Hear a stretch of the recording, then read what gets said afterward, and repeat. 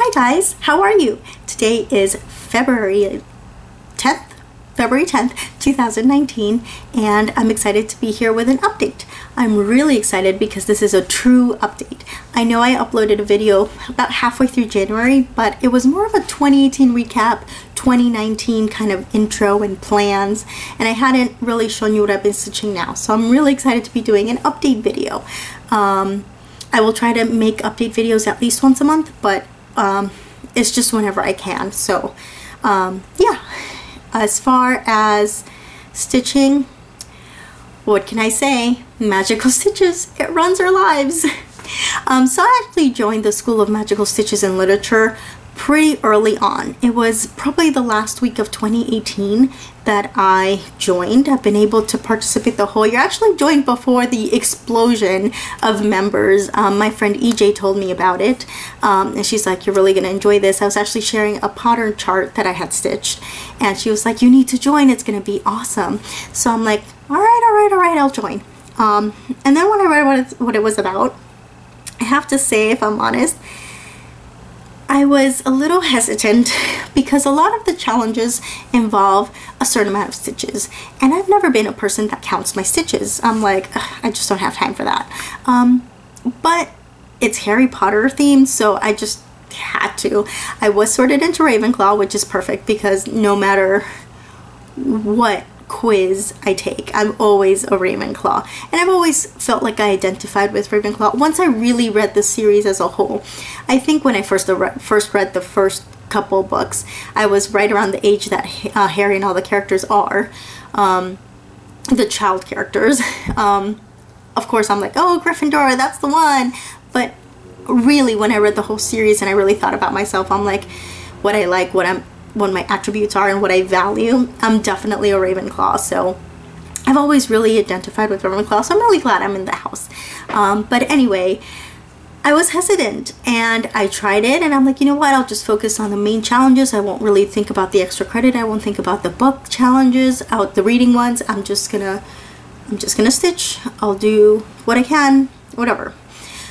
Then the air of friendly competition got to me. And I'm like, man, Ravenclaw, we need to catch up. So I decided to do some of the extra credit, and counting the stitches hasn't been too bad. I really, honestly, I just count off when I mark off my chart because I am somebody who marks off charts, and it hasn't been too bad to count them off. And it's really been fun. It's been fun to make my whips fit, especially Year of Whip pieces. I do use some of my other whips, but only if I absolutely can't find a way to fit in my Year of whips. So there's that. But yeah, and then it was awesome because so many people joined thanks to the Flosstubers that were sharing about it, and it's been a lot of fun. It's just great. So it's funny because I think they weren't expecting this craziness, so a lot of like the grading of the homework is taking them a long time, and it's fine. I don't mind. They seem to enjoy it, but they just let us know it's going to take longer than we thought, and whatever. And it's just been a really fun challenge, so I'm really glad I joined, and I'm really glad I tried it, because I joined and I was almost like, I don't know if I'm going to want to do this once I read the whole counting stitches thing, but I'm glad I did. And just a quick recap, what that means is, for example, since it's based on Harry Potter, each month has been a book so far. I think when we get to the longer books, they're going to be for 2 months, and the challenges revolve around those books. So for the first book, one of the weeks, the homework was based on the challenges they had to complete at the end of Sorcerer's Stone, Philosopher's Stone. And it would say, for example, one of them was to find a winged key. So for our challenge, we had to stitch, I don't remember the number of stitches, for example, 200 stitches on a project that had something that could fly. Sometimes you have to stitch on the thing that can fly, or whatever it is, like the thing that's blue, the thing that can fly, the animal, whatever it might be. And sometimes the project just has to have it, but you don't necessarily need to stitch on that part. And you have to stitch 300 stitches. So that's kind of what those challenges are like. So for January, I did all the stitching homework and the extra credit, and I read Sorcerer's Stone, Philosopher's Stone. Now in February, I'm actually looking at the book challenges too, and I'm so thankful for them, because honestly I haven't been reading as much as I had in the past. Like, I really was a reader in high school and college, and I feel like recently, like, I read sometimes, but not as much as before. My husband's a reader. He's reading all the time, and I'm just like, I can't believe I let that slip. And I used this month's challenges to pick some books that maybe I normally wouldn't have picked up, and I'm really enjoying it. I really am. So I think I'm going to be reading a lot more this year, and I'm going to use the challenges to, you know, get points for my house and try some different books, and I'm having a lot of fun with that. So yeah. Alright, so let's start with my finishes. So as I mentioned in my last video, for 2019, I've been using a tracker to really help me keep organized. In January, I did manage to stitch every day, which was part of my goal for the year, is to try and take, you know, etch out even like 10 minutes to stitch. Thinking about that, I know there may be times where it just won't necessarily work, but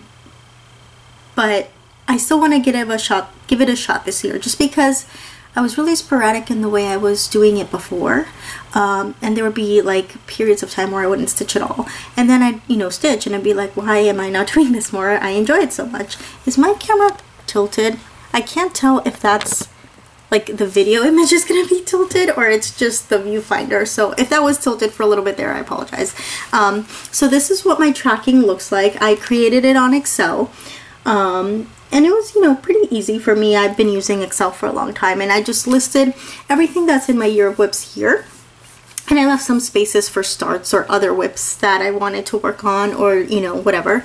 And then at the bottom, I kind of just wrote a quick reminder for myself on what I did in the month. So you can see I colored in the square every day. Some days I managed to work on a few projects, and some days I focused on just one. Probably what I'll do is, as I finish, I'll just remove them and either insert a different whip if I decide to replace it, or just leave it, and then just have more blanks down here for other projects.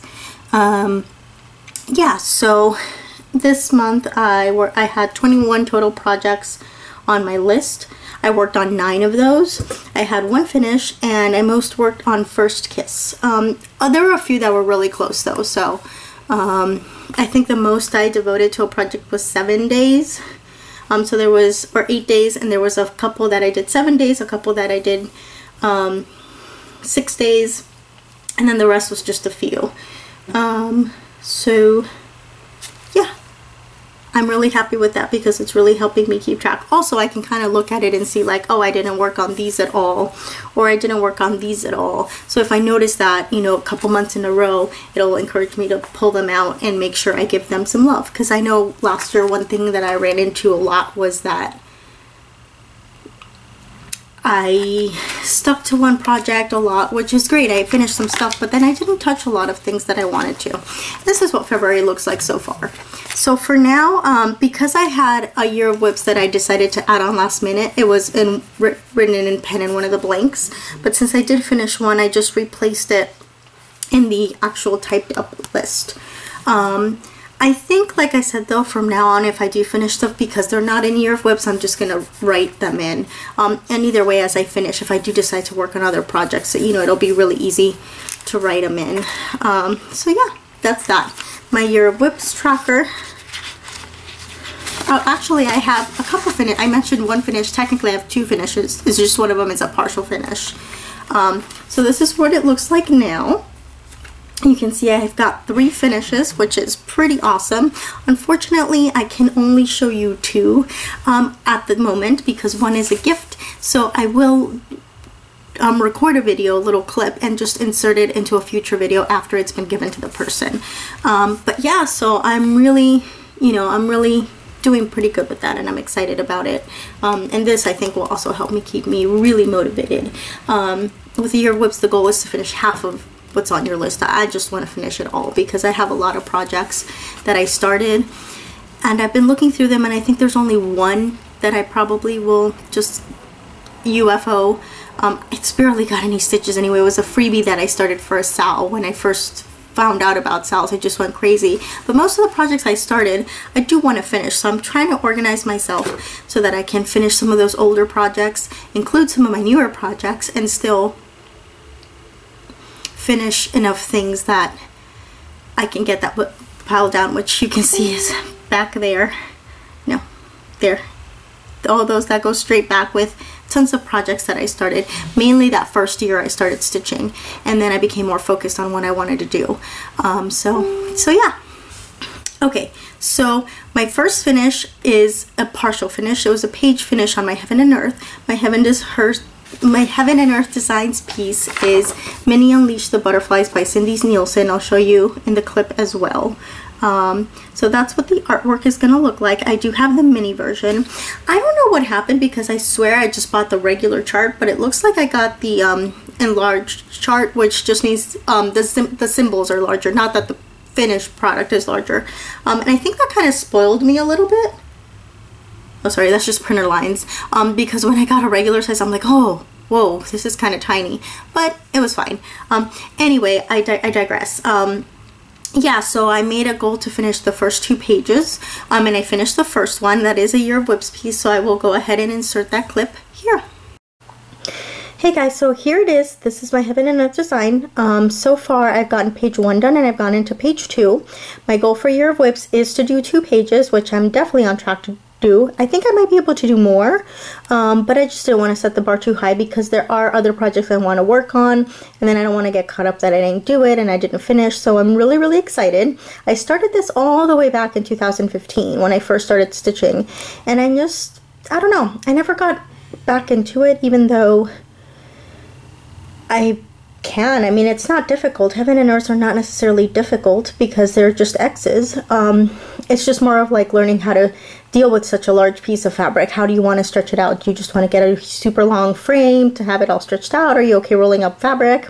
And then I think this was a great one to start with because it is, as you can see, based off a black and white painting or sketch. I'm not sure if it was a pencil sketch or a painting. It looks like it probably was a pencil sketch. So it's black, white, and some grays. I think it's 14 colors or 16 colors. I'm not 100% sure. Does it say on here? Oh, it does say 14 colors. This is the mini. Probably the full size maybe has more, but I think it's perfect because there's decent big blocks of the colors, which for me works out great. I think it's a great introduction to Heaven and Earth designs.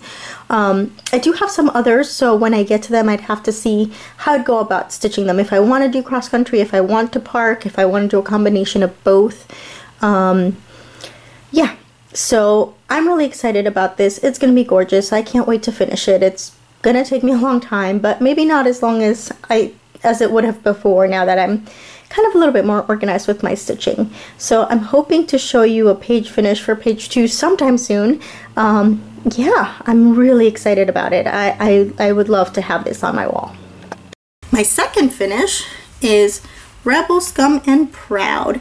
This is a piece that my husband started. He decided he wanted to try stitching, and he did a Yoda.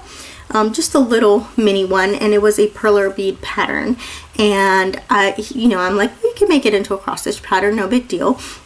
And he did that and he enjoyed it, so I asked him, do you want to stitch something else? And he said sure. So I got him on Etsy and he found this, and I think he expected it to be smaller because he was like, yeah, I'm not gonna do that. So I told him that's fine, I'll finish it for you, and I helped him find another piece that's a lot smaller, so we'll see if he ever does stitch it. But yeah, so Rebel, Scum, and Proud. Let's see if I can FFO it soon. I'm thinking a hoop finish, so yeah, I need to get something to put behind my projects. I had a board before and I put it away. I'm gonna go get it. Alright, that's a little bit better. You don't see the light going through there, but yeah. So there's Rebel, Scum, and Proud. Definitely took me quite a while because of all the red. It was very easy stitching, but it just very monotonous, so it was nice to be done. This is from Etsy, from Stitch Fusion. Still available if you're interested. It's not very expensive patterns, so I'm very excited that that's done. The next pattern I have to show you is the Dimensions Gold Collection stocking. It's called Enchanted Ornaments Stocking. This is on 16 count blue Ada, and this is what the final product is going to look like. This stocking has been in my whips for like 3 years, and it's not so much that it took a long time, I just didn't pick it up as much as I should have because I got kind of excited about a lot of my other projects, and then I'm like, shoot, I still haven't given this to, you know, my mom, which is who it's for. I mentioned this in my update video that my mother-in-law is stitching my dad's, I'm stitching my mom's, just because, you know, she helped me out because it'd be a lot to have to stitch both. I just never give it to them. So we were gonna give it to them last year, and then we just couldn't finish. She's so close though. She just has a little bit of the toe left and back stitching and some of the gold because she left the gold for the end. I just stitched it as I went. So this is how far I am with that now. You can see the name up there in the background, and I've got, this is where the top half of the pattern ends. After that, there's, as you can see, aside from the ornament, there's not as much stitching as the top with those leaves. The reason this has taken me so long is because those leaves have so many color changes.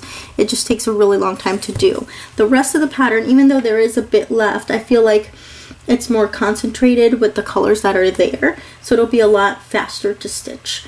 So I'm really looking forward to getting this done. This is definitely your whips piece, and if I'm not close to being done when the time comes, I'll just drop everything and finish this because this is gonna be done this year. I have 2 stockings that I want to get done this year. I have 2 stockings that I'd like to get done for next year, and then I should be all caught up. Shoot, no, it's 3, no, it's 2 stockings. Ooh, 2 stockings, and then I have another one that isn't necessarily essential because the person has a stocking, but it's very old, and it's not a cross stitch stocking, so I'm working on it, but it's not as urgent because they have a stocking. I do have a second stocking for this year. I'm sorry for the, well, I guess I'll just pull it out. So this is what it's going to look like when it's done. This is a Design Works kit. This is a lot faster in a sense because there are no partial stitches or different strands like the Dimensions has. It's just blocks of color, crosses, and some back stitching.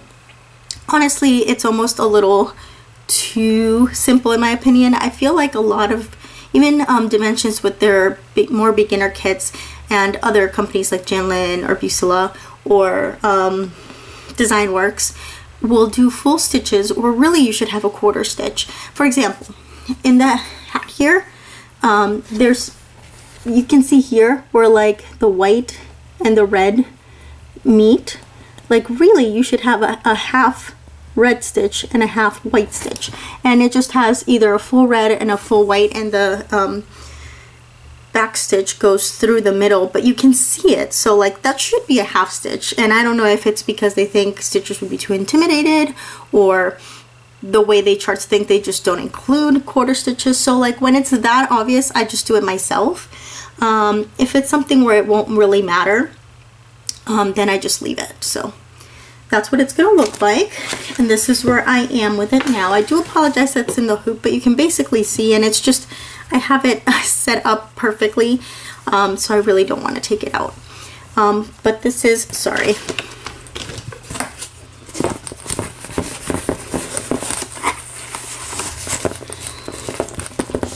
This is where I am with it now. So this is the bag at the toe.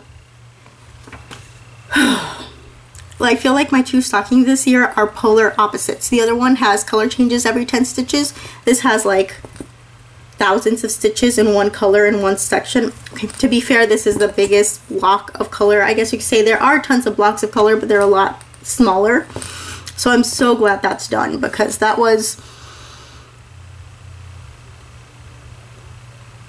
something else. So yeah, I'm glad it's done. This definitely served for some Magical Stitches homework, so at least in that sense it was helpful. And it also really works out, because sometimes when I'm taking care of my daughter and she's playing by herself, or sometimes where she's resting, like one day she was kind of sick and she was sleeping on me, and I was able to sit up and kind of hold her in my lap and able to stitch while she kind of laid across my lap. So this was really easy because I had it sectioned off, so I was just stitching in. So there are times when this is useful, but it's still overwhelming. And I got the top of the list done, so the only thing you can't see is like the middle of the list. It's in the hoop here. But I think what I'm going to do is keep it in this hoop because this is a really good travel piece because of the big blocks of color, and just finish whatever stitching falls within what's in the hoop. This is a 7-inch hoop, which I know is a really weird size, but this is actually meant for quilting. And for some reason they don't have an 8. It's 7, and then I think it goes to 10. I really like it because I feel like the tension's fantastic and it doesn't budge. I have a problem with other hoops because I feel like you get the tension but it doesn't last. With this, like, I could leave it, the tension's just not going to budge unless I'm actually holding and pressing the fabric with my hand. So depending how I'm holding it, it will loosen the fabric because I'm pushing it. But if I'm not doing that, the fabric's just going to stay. So that's fantastic. So I'm really excited. This is definitely another one I want to get done this year. Since I'm always stitching stockings for my family, it's kind of essential for me to not fall behind, which is kind of why I'm mad at myself that I let that happen with my mom's stocking, because that should have been done and not be part of my whips. But whatever, it is what it is. It's going to be done this year, and I'm really excited that it's, you know, done. So, or that it will be done, because it will be done. One project that I'm so excited where I'm at with is Strike a Balance. So this is a sale I started last year. This came out maybe a month or two after Shoot for the Moon through Cross Stitch Crazy magazine. It's designed by Emma Cogden, and then she put this one out and I was like, oh my gosh, she's done it again. I'm in love, but I really don't want to start it because I still had Shoot for the Moon and I didn't want to have too many designs going, which is something I'm trying to do. I'm not 100% there because there's definitely some designers I have more than one design by, but I think as I whip down, one of the things I want to do in the future is try to have one design per designer and try and finish it out and then move on to the next one. I don't know if that's going to happen, especially for my favorites, but I just don't want to have too many because then I know I'd be wanting to jump back and forth and then it's harder to get a finish. So yeah, I mean, not that I don't enjoy the process, because I do. I think everybody who stitches likes the process of stitching, but I still like finishing. I'm not the type of process stitcher that I could have like 300 things going and not care that some might never get done. I couldn't do that. I need to get that finished. Like that just wouldn't work for me, so I didn't. But then I got convinced by another stitcher. She said, look, listen, I have a ton of gifts that I'm working on. I'm probably gonna pick this up, then I'm gonna take a break and eventually it'll just come back out. Like, there's no end date on this, just start it. So I did, and I had quite a journey with this project. I started on a piece that I thought was big enough and it wasn't, and I found out about a quarter of the way through the outline, thank goodness. So I didn't even frog it, I just left it, and I frogged it now because I ended up using the piece for something else recently, but back then I'm like, I'm not even going to worry about it because I'm not stitching on too many things right now because it was very close to when I'd had Isabella. So I just pulled out another piece, I cut it with a little extra time, with a little extra space just to be double sure. And then I started the outline and I messed up somewhere. And I counted and I recounted and I recounted and I recounted and I could not find where that was. And I was like, are you kidding me right now? But I just decided to make it work, and it did. And it works really well. So I'm annoyed because it took longer than it should have because I had to fudge, and I had to fudge a little bit more than I thought. But I'm also not too mad because at least it's a project that, unless you literally have two side by side and you start looking at it, you're not really going to notice. So, you know, kind of like, it sucks, but at least I didn't have to restart or you know, rip out stitches, because some projects there's just no way you could really fudge it, but this you could. So this is where I am with Strike a Balance. All the outline is done. Most of the fudging took place here in the trees, a little bit in the mountain, and some of the clouds. They're just like a little bit shorter than they are in the original image. And then on the nighttime side, these waves are not exactly the same, and these curvy parts of the waves are also not exactly the same. There's a section here that got almost like there was another section, like another wave, I guess, dividing, and I just kind of combined the design. So that's why it took so long, because I really had to like redesign a lot of this section. But if you just look at it, you wouldn't know. So I am okay with that part.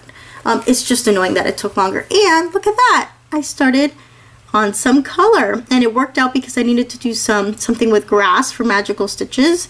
And like this is, I guess, the valley part, and then this part, it's like going up to the, you know, where the mountains are. So it's kind of hard because some of it is trees and some of it is grass, but these flat parts are meant to be grass. So that worked out. So I'm really happy. And at first it didn't look like it was going to fit in a 10-inch hoop, but it definitely is. And I do stitch in the well, as you can see here. But when I finish this, I do want to do the hoop finish as it's shown in the magazine. And since it's going to go over, because that I won't do as a well, I'll put it over. It'll be fine. So I'm really excited to be doing the color. It's going to go so much faster now that I'm doing color.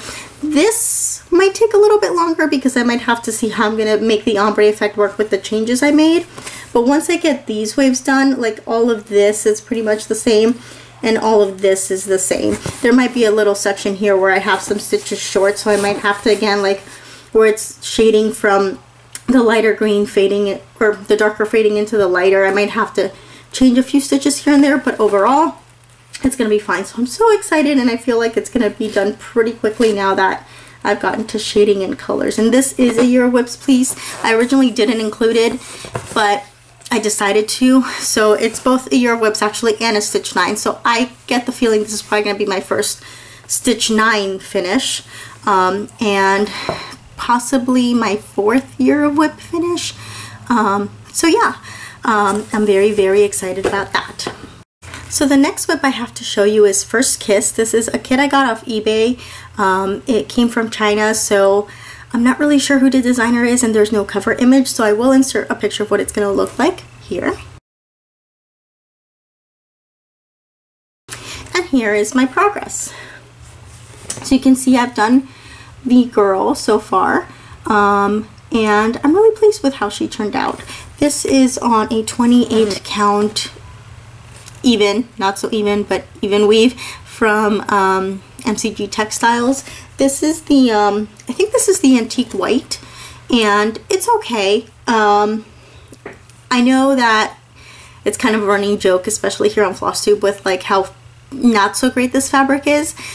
It's definitely not my favorite, but it's workable for some projects. Actually, the first time I tried it, I tried the mushroom, and I don't know if it's the dye or something I was used, but I had no problem with it at all. So when I picked this up, I was kind of surprised by how much flimsier it felt. But I feel like it really works with this project. The color is nice because it's all in sepia tones, so the antique white makes it look pretty good. And I don't know, I mean, I can tell in some spots the X's aren't quite square, but it's not ridiculous. So yeah, not something I would run out and buy, but I would use it for projects, pieces I already have. So I'm very pleased with that. Very, very pleased. So the last whip I have to show you, and I cannot believe I did not show you this in my 2019 plans video because I'd been stitching on it. I think it was just away in a different section, and I was still kind of like all over the place. I hadn't recorded in a long time. I wasn't as organized as I am now. And even though this is still scatterbrained because, you know, like, that's just part of who I am. It's not like as crazy it was last time where I was just like, oh my god, I have to stop. I don't have this, I don't have that. At least I have everything here in front of me right now. So this design is by Joan Elliott. I can't believe I didn't show this. And EJ, hi EJ, Sunshine Stitcher EJ, I can't believe she didn't call me out on this because we're stitching on this together. So the design I'm talking about is by Joan Elliott, and it's called Mother Moon. It's going to look like, hold on, let me pull it up. It's going to look like that when it's finished. In this case, you're wondering, this is Bewitching Cross Stitch by Joan Elliott. It's a wonderful book. If you like Joan Elliott or if you like fantasy designs, you should definitely look into getting this book because there's a lot of lovely stuff in here. You can see here dragon. You can see some vignettes that she has. This is another example. of course, Mother Moon that I just showed you. If you're interested of seeing a flip through of this book, let me know. I will gladly do one. I know some people did flip throughs, but it was quite a few years back now, so they may be hard to find. I'd probably do a separate video just so that like it's really easy to see the flip through of this book. So, I mean, even if one person is interested, that's fine. Just leave me a comment down below and I'll do it and show you what's in here. But yeah, so Mother Moon, I'm so excited. I've been wanting to stitch it for a while. Like, I know when I got the book and I saw it, I was like, oh, I want to stitch that. And I just never did. And then sometime last year, when I started going back to my LNS, the cross stitch cupboard, to go to stitching Tuesdays and Saturdays, I actually met EJ. I had met her through our Facebook group for our LNS, but I was still on maternity leave. So then when I first started going back in, you know, like I was saying hi everybody, I met her and we connected over, we're both teachers, we teach math, we like a lot of the same designers. So it's been a lot of fun, and she mentioned she wanted to stitch it. I'm like, oh, I have that, I'll stitch it with you. And then we hadn't really talked about it, and then fast forward to last December when I went one of the Tuesdays or Saturdays, she mentioned she was going to start it for her new year, new start. And so I said, cool, I'll do it too. And it just so happened one of our other stitchy friends brought her finished and framed Mother Moon, and I was just lucky enough that that day I decided to go, because it's kind of sporadic when I can go. It depends if my husband can watch her, Isabella, and if I have the ability to go stitch. You know, it's not like every Tuesday I can go, or every Saturday I can go. It's just like sometimes I can, sometimes I can't. So it's just, I was really lucky to have been there when she brought it, and it was just so pretty. And what really got me is that she's not that big. I mean, she's not a tiny piece, but I was expecting just like a mammoth thing, and it's not. So I was like, oh my gosh, that is doable. Then the other thing, I'm like, okay, I don't really have any fabric, so let me go see if there's something here. And I went to the fabric section, and I looked and I looked, and I wasn't finding anything, and I wasn't finding it, and finally I thought I found something. I brought it to the table. I actually pulled it up just right next to her finished and framed piece, and I'm like, ooh, this isn't gonna work because the colors are gonna fade right in. So I'm like, darn it, I don't know if I'm gonna be able to start it on January 1st. Like, I will start it, but I might need to order something. But I'm like, you know what, let me go look again. And I found the perfect piece. I asked EJ, hey EJ, if it's on 32 count, how, you know, what's the size? Do you have the stitch count? And she's like, I'll do you one better. That's what I'm stitching it on. Let me tell you what size fabric I got.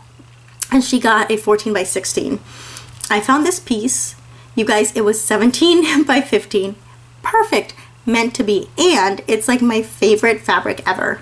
This is 32 count Crystal Meditation by Picture This Plus. I love this fabric. I've used it once before, and once I am able to, if I ever have money to buy a yard of fabric, this is the fabric I would buy a yard of, because I love it. It's like purple and white and crystal, opalescent. So sorry, this is where I am with her.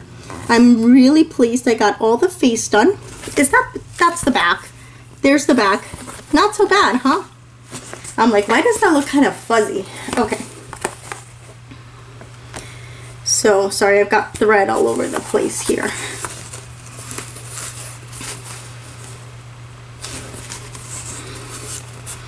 So this is where I am with Mother Moon.